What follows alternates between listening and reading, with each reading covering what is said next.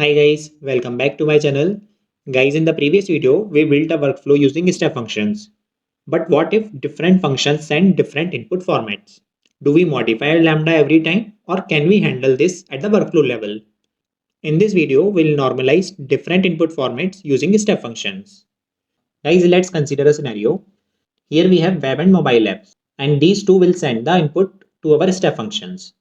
Web is sending the input in this format order underscore ID and amount, but mobile is sending in this format ID and price. Now in step function, we have to call a validate order lambda, and this lambda expects input in this format order underscore ID and amount as a key. Now the thing is, from web we are getting the input in the correct format, but from mobile we are getting the input in different format.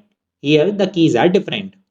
So now what we'll have to do is inside a step function before calling the validate order lambda, we'll have to transform this JSON object. So here before calling this lambda, we'll add a state that will convert that ID field into order ID and price field into amount. So let's see how to implement this. So now we are in AWS console.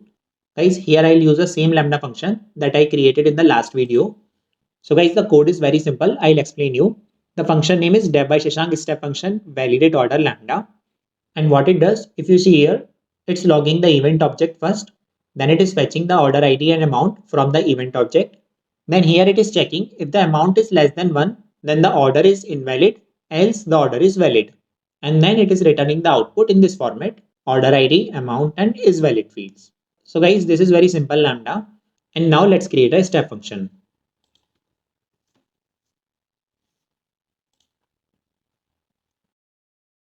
Create a state machine. Provide the machine name. Dev by Shashank step function transformations demo. And here in machine type, we'll select standard and let's click on this continue. Now guys, this is our workflow. So guys, let's create an input object first and based on it, we'll create our step function. So guys, the input will be in this format.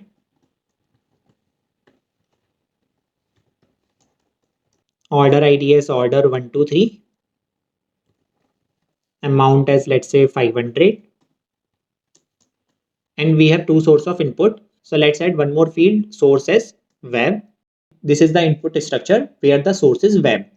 And now let's create one more input for mobile. And here the fields are like this ID, and here instead of amount it's price, and here in source it will be mobile. And let's change the order ID as 1234, and in price let's put 5001.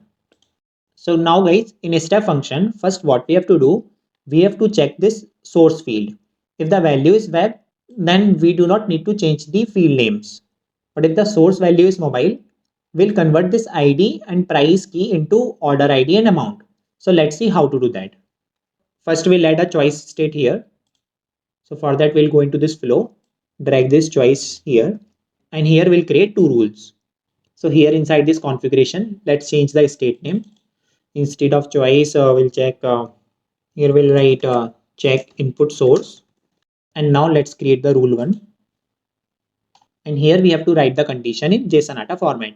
So for that, we'll have to write our condition inside the curly braces and percentage symbols. Dollar states dot input dot source. So in the first rule, we'll put web. Now let's copy it. And let's create one more rule. Here we'll write mobile and close it. So guys, our choice state is ready. Now guys, in case of mobile, we have to transform the input format, correct? So for that, we'll add pass state because it can transform data or acts as a placeholder. Okay, let's drag it here. And guys, it's very simple. I'll just show you. We'll go into this output and here we have to write our transformation rules. So guys, it's kind of a simple JSON object only. Here we need order ID, order underscore ID, and order ID will fetch from ID field. So here also we have to write it in JSON format. Dollar states dot input dot ID, and we need amount as well. Here also we'll write is dollar states dot input dot price. So order ID will get from ID field and amount will get from price. Okay guys. So guys, our transformations are ready.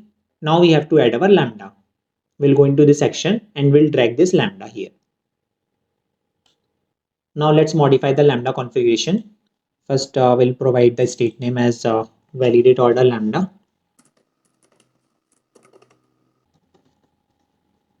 And let's select the lambda function.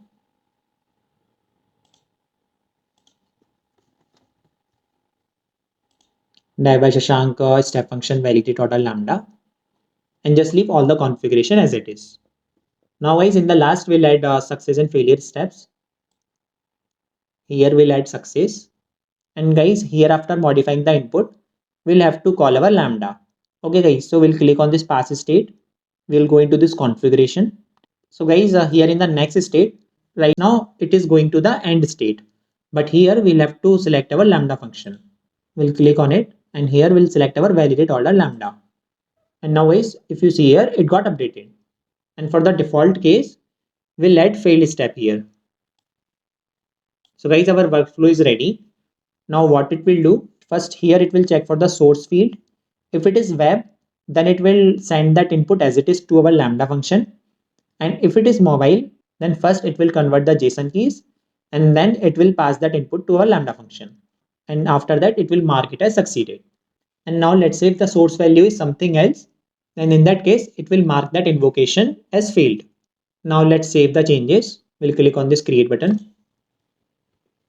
So it's asking for role permissions. Let's confirm it. So guys, our state machine is ready now. Let's execute this. We already have inputs with us. Let's copy it. So guys, here the source is web. In this case, it will pass the input as it is. Let's start the execution.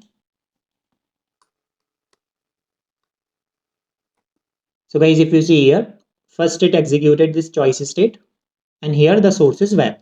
So it directly triggered this lambda and here the input was web and in the output this lambda returned is valid as true and then this invocation succeeded. Okay guys, now let's test mobile input. We'll click on this new execution. And this time we'll provide this input where the order ID field is ID and the amount field is price. Let's start the execution. So guys, if you see here, this time inside this choice state, the source was mobile. After that, it triggered pass state.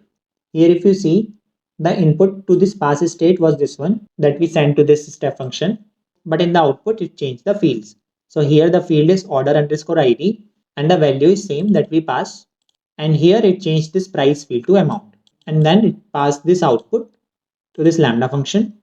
And here this lambda returned this output is valid as true. And then it marked that invocation has succeeded. Okay guys, now let's test one more flow here. We'll click on this new execution. And here let's change the source field to postman, let's say, and start the execution. So guys, here what happened from this choice state, it triggered this failed step and it has marked that invocation as failed. So guys, this is how we can modify the input and output objects here. I hope this is clear to you. If yes, please put a thumbs up in the comment box. Thank you guys for watching this video. In the next video, we'll see how error handling and retry works in step functions. And if you like this video, please subscribe the channel and press the bell icon. And if you have any doubt, just put it in the comment box.